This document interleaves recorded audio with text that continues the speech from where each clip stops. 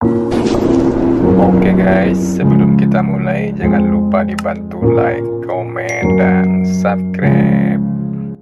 Di episode yang lalu telah ditampilkan ke-12 peserta yang masuk dalam kualifikasi final dalam turnamen ini.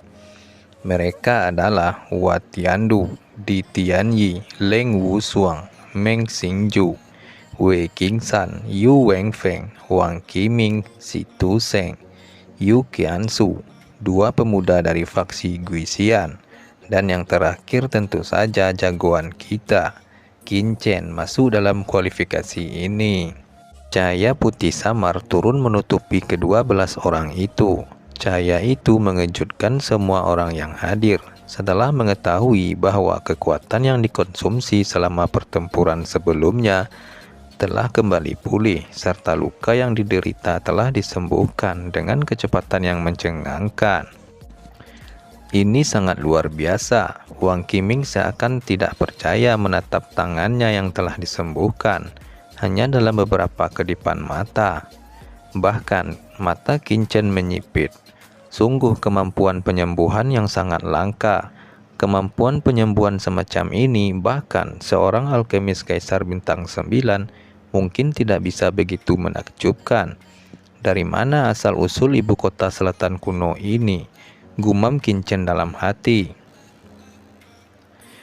Dalam sekejap mata, 6 cahaya putih menutupi 6 orang di lapangan. Mereka adalah Hua Tiandu melawan Yu Wenfeng, Qin Chen melawan Meng Xingju, dan Di Tianyi melawan Wei Qingsan. Ada diskusi dari kerumunan. Kekuatan Meng Xingju sebelumnya tidak sepenuhnya dikeluarkan. Meskipun dia tidak sekuat 3 arogansi besar, setidaknya dia memiliki tingkat yang sama dengan Wei Qingsan. Seharusnya tidak ada masalah untuk sekedar mengalahkan Qin Chen. Melihat Qin Chen sebelumnya memang tidaklah lemah, akan tetapi pengalaman tempur Meng Xingju sangatlah kaya, dan gerakannya juga sangat aneh. Adapun Yu Wenfeng itu, apalagi tidak mungkin menjadi lawan Hua Tiandu Liu Xianzongzi. Satu-satunya yang sangat disayangkan adalah Wei Qingsan ketika dia bertemu dengan Di Tianyi. Kita tidak tahu berapa lama dia akan bisa bertahan. Di arena pertama, saat ini Yu Wenfeng memandangi Hua Tiandu dengan mata dingin. Yu Wenfeng ini dikenal sebagai jenius nomor 1 dari 5 negara. Bahkan jika lawannya adalah Tianzhou dari Xuanzhou, pada saat ini ada niat bertarung tanpa akhir di dalam hatinya. Dia ingin melihat kekuatan seperti apa yang dimiliki oleh Tianzhou dari dinasti Dawei. Karena mereka di 5 negara ini telah berani melakukan apapun yang mereka inginkan dan sangat merajalela. Di arena ketiga, Wei Qingsan tidak bisa menahan senyum kecut ketika dia mendengar diskusi di sekitarnya. Mereka begitu pesimis dengan kemenangan Wei Qingsan. Memang jika dibandingkan dengan Di Tianyi, reputasi Wei Qingsan tidaklah besar, dan bahkan dia agak tidak dikenal oleh banyak orang. Akan tetapi dia tidak datang ke sini hanya untuk menjadi daun singkong. Dia datang ke sini untuk membuat semua orang melihat bahwa Wei Qingsan juga memiliki momen yang mempesona. Di atas ring nomor 2, Meng Xingju memandangi Qin Chen dengan acuh tak acuh. Dengan ekspresi tenang hanya mengatakan ini. Tangkap ini. Saat berikutnya cakar hitam tiba-tiba muncul di tangannya, dan seluruh tubuhnya memancarkan aura yang mencengangkan. Ketika aura ini memuncak hingga ekstrim, dia tiba-tiba bergerak maju. Ci, cakar besi besar merobek langit. Itu berubah menjadi langit yang penuh dengan bayangan cakar, dan bayangan cakar yang berat diam-diam berkumpul untuk membentuk cakar besar di kehampaan, bersiul ke arah Qin Chen. Banyak orang di luar Gunandu tertekan oleh nafas yang mengerikan ini. Menghadapi serangan yang begitu dahsyat, Qin Chen tidak mengubah wajahnya sama sekali. Sambil memegang pedang karat misterius, cahaya pedang tak berujung melonjak mengoyak cakar besi di depannya. Kedua aura itu menghilang ke dalam kehampaan. Meng Xingju mengerutkan kening. Dia tidak berharap Qin Chen bisa menahan serangannya dengan begitu mudah. Ini hanya cemilan. Selanjutnya adalah serangan saya yang sebenarnya, ujar Meng Xingju dengan sedikit geram. Cakar besi di tangannya berubah menjadi bayangan cakar yang luar biasa saat dia menjentikkan cakar itu. Terus mengelilingi Qin Chen, raungan terdengar di langit yang penuh dengan bayangan cakar. Di bawah tatapan semua orang, kekuatan sejati yang tak terhitung jumlahnya berkumpul. Langit dipenuhi dengan bayangan cakar dan jatuh ke arah Qin Chen. Meng Xingju berteriak keras, hancurkan. Di bawah bayangan cakar, Qin Chen hanya sekecil semut. Memegang pedang karat misterius di satu tangan, Qin Chen dengan santai menebas serangan cakar lawan. Cakar yang besar itu terkoyak. Dalam energi yang bergejolak, Qin Chen menyerang lagi dengan pedangnya. Aura pedang yang tajam menuju arah Meng Xingju secepat kilat. Dan itu hampir tak terelakkan. Meng Xingju menyadari betapa kuatnya serangan pedang misterius itu. Di tengah krisis, dia berteriak keras. Sebuah bayangan berkabut tiba-tiba muncul di atas kepalanya, seperti binatang darah yang kuat, langsung bergabung ke dalam tubuh Meng Xingju itu. Pada saat berikutnya, tubuh Meng Xingju telah berubah menjadi monster manusia setengah iblis. Tapi sebenarnya ini hanyalah ilusi. Ini adalah semacam bentuk pertahanan yang menggunakan kekuatan darahnya sendiri atau bloodline-nya. Cahaya pedang Qin Chen menebas, menghantam Meng Xingju hingga terpental. Pertahanannya terkoyak, tetapi tubuhnya tidak terluka. Hei, menarik. Garis keturunan orang ini ternyata adalah garis keturunan dari Blood Base. Dan karakteristik dari Blood Base telah diintegrasikan ke dalam kekuatan sejatinya sendiri untuk membentuk pertahanan garis keturunan yang unik. Qin Chen bergumam dengan sedikit terkejut. Jangan marah. Mendengar bisikan Qin Chen, wajah Meng Xingju memerah. Dia ingin mengalahkan Qin Chen dengan beberapa trik dan memberinya pelajaran yang tidak akan pernah dia lupakan. Siapa yang tahu bahwa ketika pertarungan dimulai, dia sendiri kecapean dan sangat malu. Sosoknya mundur dengan cepat di udara, kemudian menyerang lagi dengan cakarnya. Itu terlalu tidak normal. Cakar besi tampaknya telah meleleh ke dalam kehampaan dan tidak ada jejak sama sekali. Serangan tak terlihat. Karena saya tidak bisa melihatnya, mengapa saya harus menghindarinya? Qin Chen mencibir, kemudian Qin Chen berubah menjadi banyak bayangan. Bayangan hitam itu akhirnya ditembak oleh Meng Xingju. Melihat bayangan Qin Chen meledak menjadi kehampaan, serangkaian seruan segera datang dari luar ibu kota Nandu kuno. Tetapi saat berikutnya ekspresi mereka semuanya jadi mengeras ketika melihat sosok Qin Chen diam-diam muncul di tengah bayangan yang telah menyebar sebelumnya. Dengan senyum mengejek di bibirnya, sial, ternyata semua bayangan yang tersebar hanyalah bayangan kekuatan Qi, dan tubuh asli Qin Chen tetap berada di tempatnya, tanpa bergerak sama sekali. Itu terlalu tidak normal. Qin Chen memainkan Meng Xingju seperti monyet. Ini benar-benar mustahil. Suara seru di antara hadirin membuat wajah Meng Xingju semakin muram. Anak ini terlalu hina. Di tengah kemarahannya, nafas dingin berhembus darinya, menyebabkan seruan di sekitarnya segera diam. Ini trikmu, tapi hanya begitu. Qin Chen mencibir. Dengan ejekan di wajahnya, Meng Xingju terbakar emosi. Langit pecah penuh dengan bayangan cakar. Qin Chen berdiri di sana tanpa bergerak sama sekali. Ekspresinya acuh tak acuh. Sampai sekarang, Qin Chen belum benar-benar mengerahkan efektivitas tempurnya. Bagaimanapun, meskipun Meng Xingju kuat, dia masih jauh di belakang jenius seni bela diri yang pernah dilihatnya di kehidupan sebelumnya. Alasan mengapa dia bertarung begitu lama bukan hanya untuk mendapatkan pengalaman dalam pertempuran, tetapi juga untuk menyembunyikan kekuatannya. Dan sekarang Qin Chen memiliki pemahaman menyeluruh tentang gaya bertarung Meng Xingju. Sudah waktunya untuk mengakhiri permainan ini. Sosok Qin Chen bergetar. Thunderblood. Cahaya pedang yang terang menyelimuti dunia. Qin Chen mendesak kekuatan darah di tubuhnya, dan pada saat yang sama menjalankan seni Kaisar Bintang 9. Kekuatan Qi di tubuhnya melonjak dan aura pedang cahaya guntur tiba-tiba berputar ke dalam bayangan cakar Meng Xingju. Lalu bayangan cakar Meng Xingju hancur berkeping-keping dalam sekejap. Apa? Dia benar-benar telah mematahkan teknik Meng Xingju dengan satu ayunan pedang. Di bawah arena, Leng Wusuang secara tidak sengaja melihat pemandangan ini. Matanya memadat dan hatinya sedikit terkejut. Meng Xingju sendiri bahkan lebih terguncang. Jubahnya terkoyak dan ada jejak pedang muncul di dada Meng Xingju, meninggalkan bekas hangus namun tidak menyebabkan kerusakan fatal padanya. Akan tetapi Gunandu telah memutuskan bahwa Qin Chen-lah yang jadi juaranya. Mustahil, mata Meng Xingju melebar seakan tak percaya. Dengan wajah mengeri, bagaimana aku bisa kalah darimu? Ilmu pedang Anda tidak memberi saya kerusakan fatal sama sekali. Seharusnya akulah yang jadi pemenangnya. Tidak dapat menerima hasil seperti itu, Meng Xingju meraung, matanya penuh kebencian, dan dia bergegas lagi. Dan pada saat yang sama, sisik tubuhnya muncul, berubah menjadi binatang buas yang ganas, berlari kencang ke arah Qin Chen. Sambil menggelengkan kepalanya, Qin Chen tanpa ekspresi berkata, "Kalau begitu, pedang ini akan berbicara." Ketika suara itu jatuh, cakar dan bayangan di seluruh langit pecah berkeping-keping, seperti daun yang berguguran di musim semi.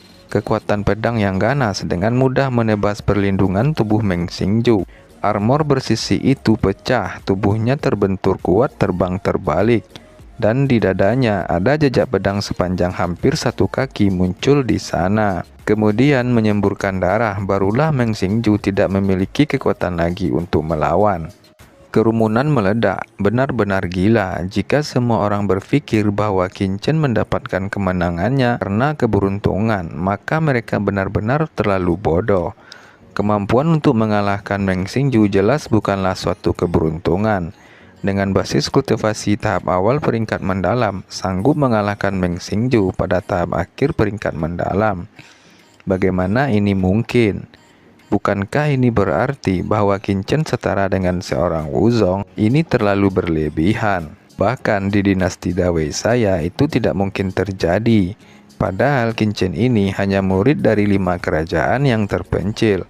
Sampai saat ini semua orang masih tidak bisa menerima kenyataan ini.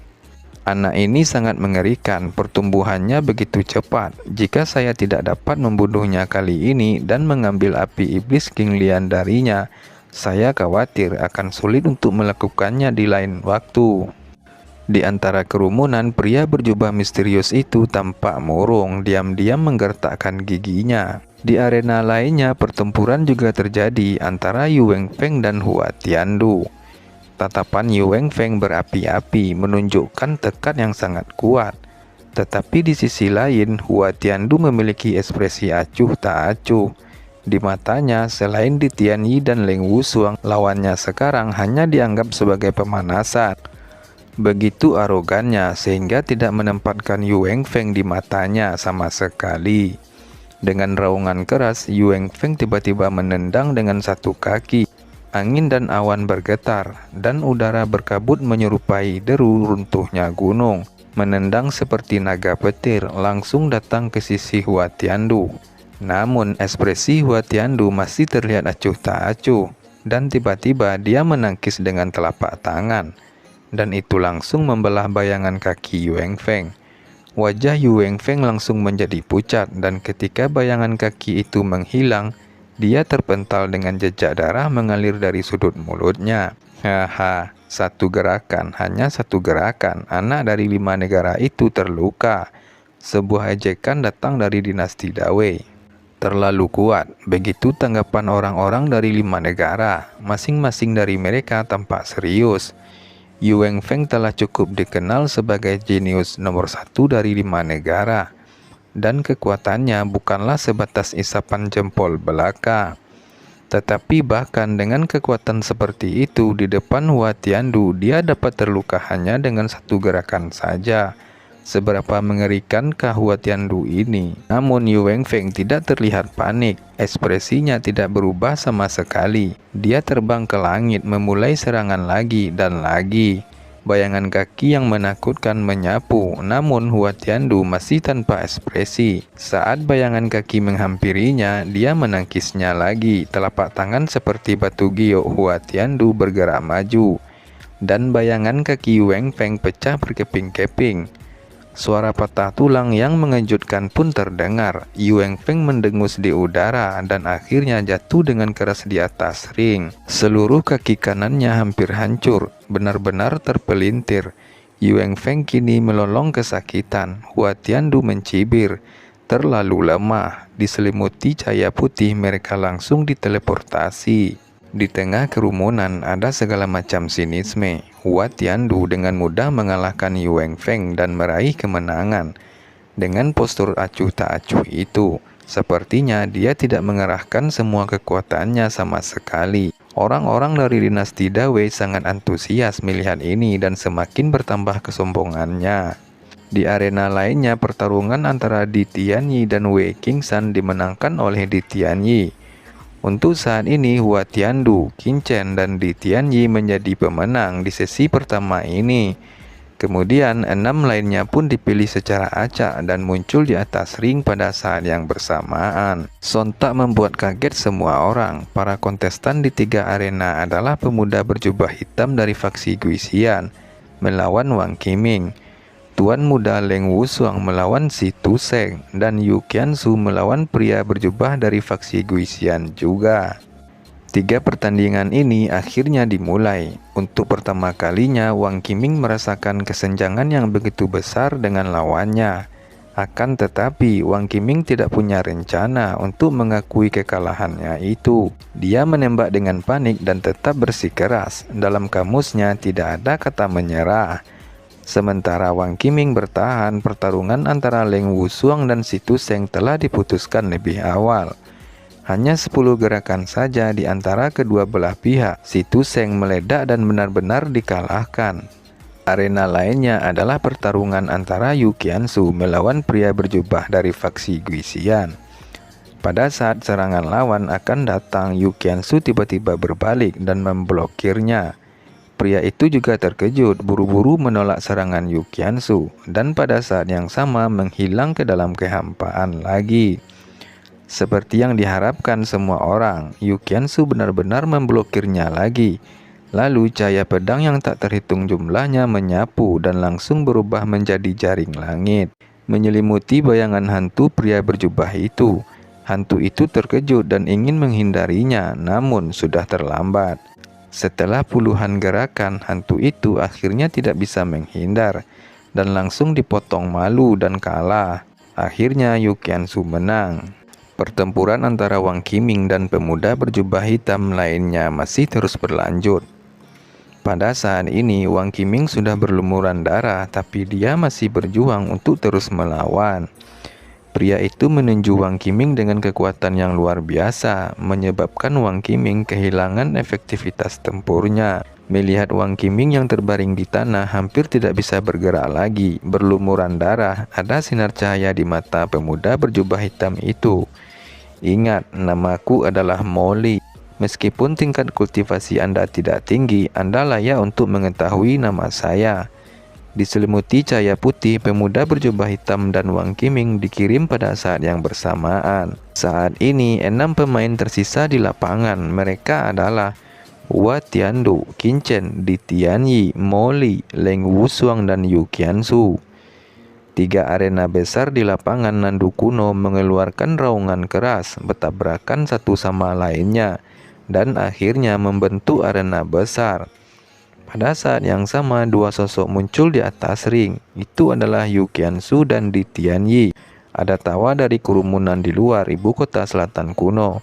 Wanita ini menolak permintaan Tuan Muda Kaisar Xin untuk menjadi pelayannya. Sekarang dia akan tahu betapa konyolnya keputusan itu. Tuhan benar-benar membiarkan aku bertemu denganmu. Hehe, ini menarik. Di atas ring, mulut Di Tian membentuk senyum main-main dan menatap Yu Qiansu sambil tersenyum. Apakah kamu pikir kamu bisa mengalahkanku dengan mudah?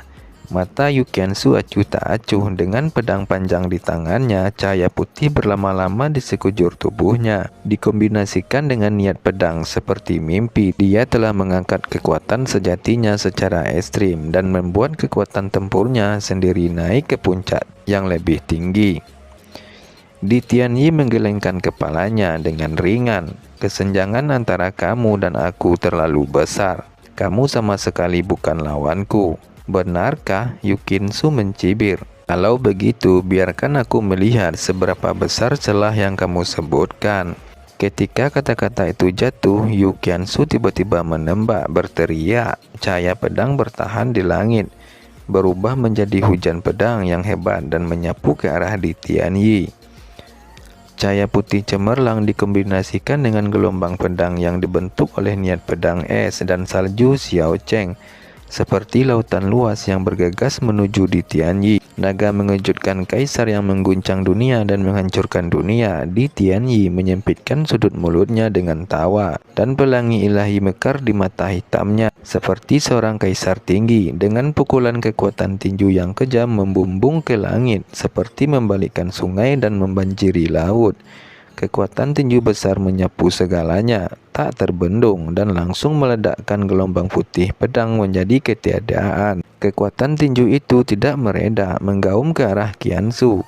Namun ekspresi Yu Qiansu tetap tidak berubah, dan serangan lainnya dilancarkan kembali dengan keras. Tinju itu pecah dan kemudian kepingan salju yang tak terhitung jumlahnya dari cahaya pedang menghantam mengenai pelipis di Tianyi. Sudut mulut di Tianyi berkibar dengan tawa dan tangan kanannya meledak lagi. Dan tinju yang menakutkan dimuntahkan seperti lautan emas menyapu cahaya pedang dan benar-benar menenggelamkannya. Itu terlalu kuat. 3 gerakan mengalahkan Yu Qiansu.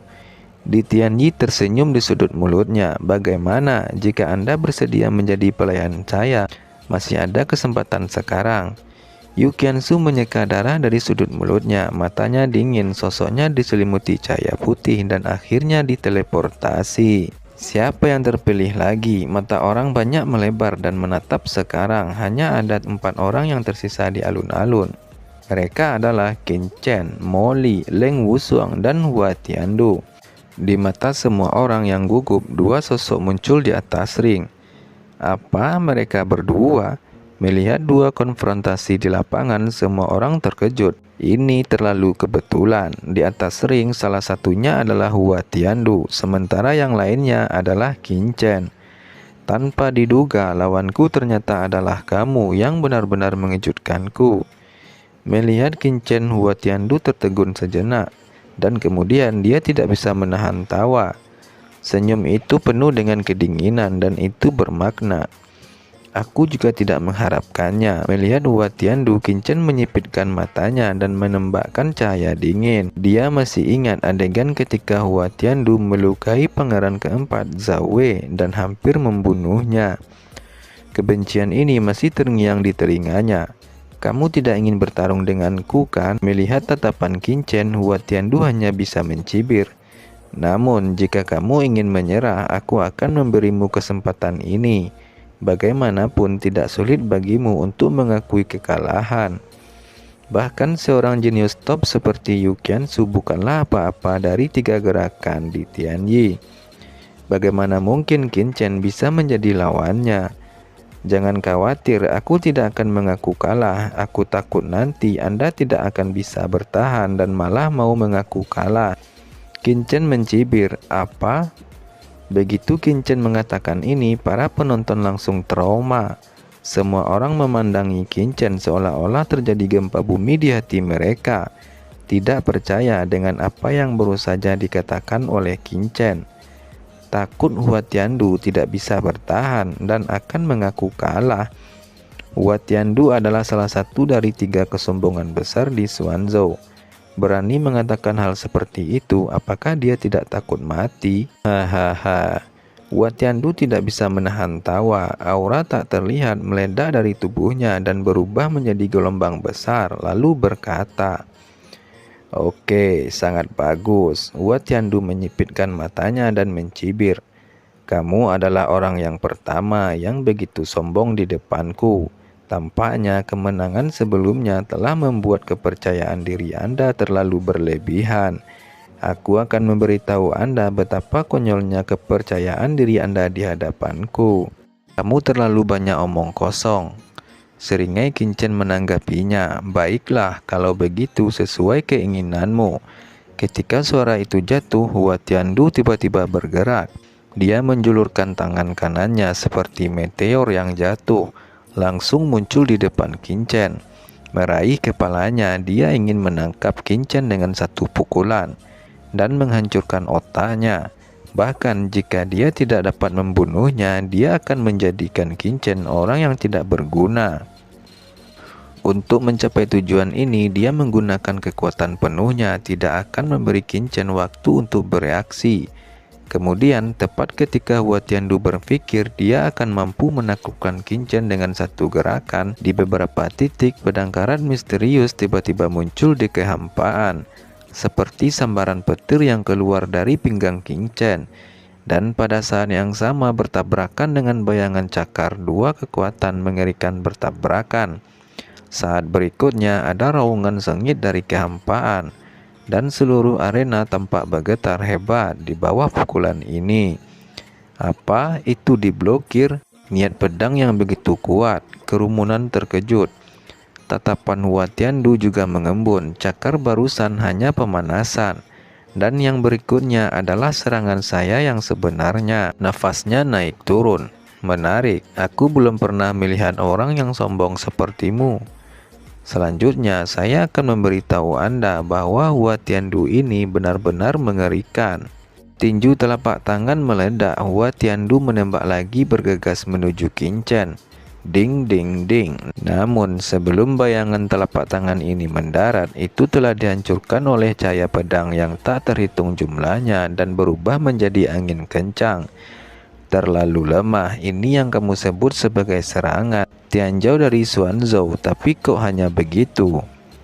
Qin Chen berdiri dengan pedang, matanya menghina. Apa? Diblokir lagi? Kerumunan gemetar dan itu tidak bisa diterima. Hua Tiandu menembak berkali-kali. Semuanya diblokir oleh Qin Chen. Mengapa Qin Chen ini begitu kuat? Hua Tiandu juga terkejut. Kekuatan Qin Chen jauh melebihi harapannya. Pada saat ini, aura di tubuh Hua Tiandu melonjak, jubahnya berkibar, dan sekelompok roh menakutkan keluar dari matanya. Seperti dewa perang, matanya melebar dan dia menjulurkan telapak tangannya lagi ke Qin Chen. Ini adalah aura menakutkan yang terbentuk setelah transformasi kekuatan sejati, bergulir ke arah Qin Chen. Teknik Kaisar Bintang 9, Wan Senju. Mata Qin Chen melintas, ekspresinya tetap tidak berubah. Taktik Kaisar Surgawi Bintang 9 di tubuhnya menyatu dengan pedang karat misterius. Di atas pedang karat, niat pedang berkabut mekar dan dia menebas ke tengah telapak tangan. Boom! Aura niat pedang yang tak berujung bertabrakan dengan kekuatan telapak tangan yang mendominasi. Aura pedang yang cerah dan kekuatan telapak tangan yang perkasa bertabrakan secara gila-gilaan. Bagaimana dia bisa memblokir Hua Tiandu yang berada di puncak peringkat Xuan terakhir?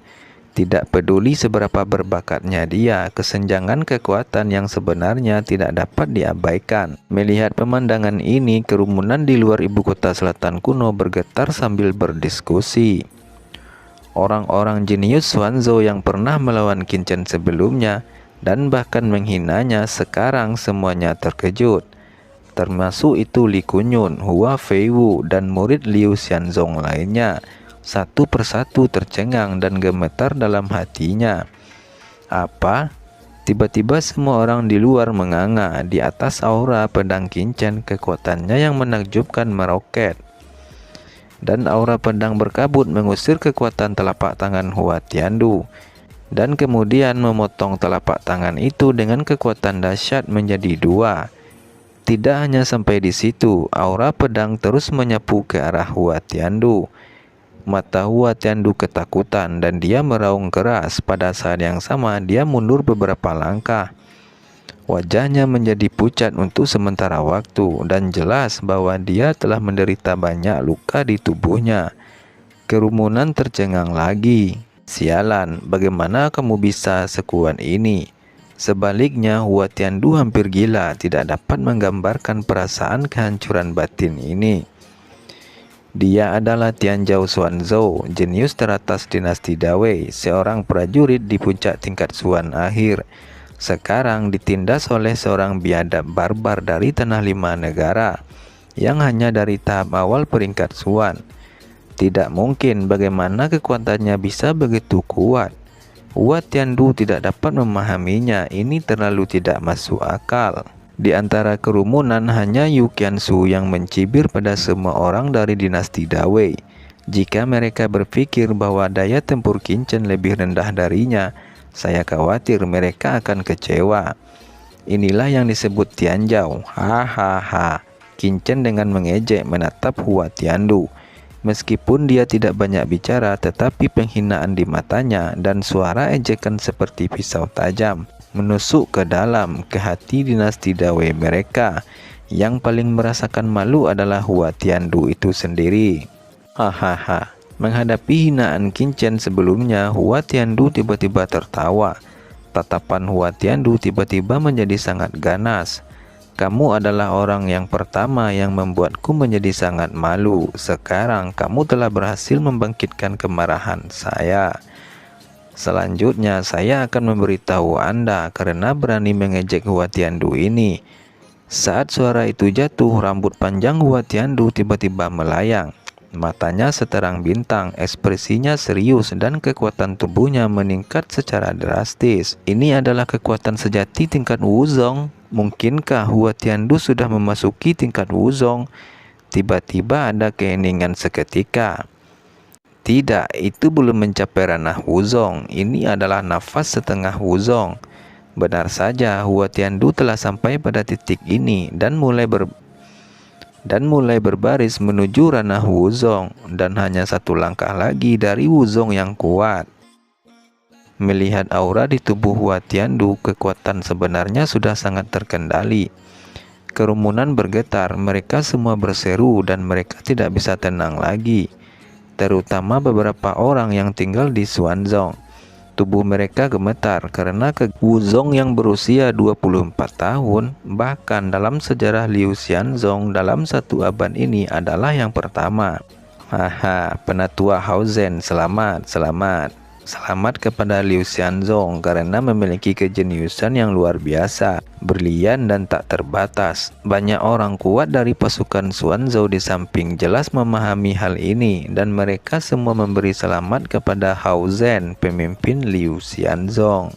Sementara 5 kerajaan terdiam secara khusus. Wei Tianming, anggota terkuat dari kerajaan Liang, Yu Wujin, penguasa Ling Tiangzong, dan Xiaozan, Raja Lingwu, semuanya memiliki wajah pahit dan menghela nafas dalam-dalam. Mereka bekerja sangat keras selama bertahun-tahun, dan sampai sekarang mereka tidak tahu kapan mereka bisa memasuki ranah Wuzong itu. Hua Tiandu berdiri dengan bangga di sana. Seluruh tubuhnya terengah-engah seperti dewa perang yang tak tertandingi. Kerumunan mencibir dan menatap Qin sambil mengejek. Qin, apakah kamu pikir kamu bisa melawanku dengan kekuatanmu sekarang? Di depanku kamu hanyalah seekor semut. Setelah melepaskan ranah Wuzong setengah langkah yang mengejutkan, Hua Tiandu mencibir dan tidak memberi Qin wajah. Sosoknya bergetar, datang ke arah Qin dalam sekejap. Telapak angin seperti naga, Hua Tiandu menembak dengan telapak tangan. Gunung dan sungai pun meledak. Qin menghindar untuk sementara waktu. Sosoknya mengeluarkan bayangan berkabut. Mau lari ya? Bisakah kamu lari dari tangan ini? Hua Tiandu mencibir, jubahnya bergetar dan bayangan di depannya hancur saat angin dari telapak tangannya menyapu. Qin mencibir, pedang karat misterius berkabut membentuk jaring cahaya pedang di depannya, langsung menutupi kekuatan telapak tangan. Hua Tiandu mencibir lagi. Dengan kekuatannya, Qin terlalu naif. Mungkinkah niat pedangnya bisa memblokir serangannya? Jaring yang dibentuk oleh bayangan pedang di langit dihancurkan oleh kekuatan telapak tangan yang menakutkan dan bergegas ke depan meledakkan Qin dengan keras. Tetapi tubuhnya dengan cepat terbalik di udara, lalu menjaga keseimbangannya dan mendarat dengan mantap. Hanya ini seranganmu, mengguncang pakaian di tubuhnya. Kincen menatap semua orang. Bagaimana mungkin telapak tangan Hua Tiandu tidak membuat Kincen ini terluka? Mengapa pertahanan Kincen begitu mengerikan? Aku tidak bisa mempercayai mataku sama sekali. Kerumunan itu melotot. Bagaimana bisa? Hua Tiandu juga mengecilkan pupil matanya. Aku tidak percaya seberapa banyak kamu bisa bertahan di bawah seranganku. Hua Tiandu sangat marah dan menyerang lagi dengan panik. Boom, boom, boom. Kekuatan telapak tangan meledak ke arah Kincen satu demi satu, lagi dan lagi. Jubahnya rusak, tetapi dia masih utuh, tidak terluka sama sekali. Selama pertempuran ini, Kincen mencibir di sudut mulutnya.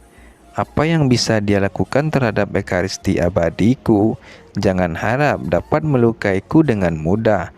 Setelah tidak dapat melukai Kincen beberapa kali, mata Hua Tiandu menjadi dingin. Kekuatan Hua Tiandu masih meningkat. Ini adalah teknik rahasia sekte abadi, teknik keturunan tubuh abadi yang dapat merangsang potensi tubuh dalam waktu singkat dan setidaknya menggandakan kekuatan prajurit itu sendiri. Liu Xianzong benar-benar telah mengajari Hua Tiandu rahasia sekte ini. Kerumunan dinasti Dawei mencibir, tetapi Kincen malah mengerutkan kening. Ekaristi abadinya tidak dapat dihancurkan oleh Wuzong biasa. Kincen secara alami tidak takut akan serangan Hua Tiandu. Tapi menghindari saja bukanlah solusi. Saya harus mengakui bahwa Hua Tiandu ini tidak lemah dalam hal bakat. Dan setelah menembus setengah langkah Wuzong, itu cukup untuk menimbulkan ancaman tertentu baginya. Tetapi Kincen tidak ingin mengekspos serangan mental, kurungan penjara sihir, dan serangan roh lainnya. Dia tahu betul bahwa lawan-lawannya bukanlah Hua Tiandu saja, tetapi banyak kekuatan dinasti Dawei di luar arena dan juga ada pria berjubah misterius itu di sana. Setelah memberitahu kartu trufnya, mereka pasti akan siap untuk itu dan tidak akan ada efek apa-apa lagi. Kincen mengangkat kepalanya dan menatap Hua Tiandu dengan mencibir di matanya. Kamu bisa menerobos, kan? Kaisar Bintang 9 tiba-tiba berubah menjadi ekstrim dalam sekejap. Sebuah kekuatan yang menakjubkan tiba-tiba bangkit dari tubuh Kincen. Antara langit dan bumi ada konsentrasi energi sejati yang menakjubkan, dan kemudian berubah menjadi energi sejati murni yang berdampak dari langit dan bumi, dan langsung mengalir ke tubuh Kincen. Aura tubuh Kincen yang awalnya merupakan puncak tahap awal Suan, tiba-tiba naik ke tahap tengah tingkat Suan, dan tidak berhenti sampai mendekati tahap akhir dari level Suan. Adegan ini mengejutkan mata semua orang. Apa yang baru saja aku lihat? Lalu Kincen benar-benar telah menerobos saat ini. Semua orang tercengang hampir gila. Kamu benar-benar telah menerobos. Oke teman-teman, terima kasih sudah menonton. Jangan lupa like, komen, dan subscribe.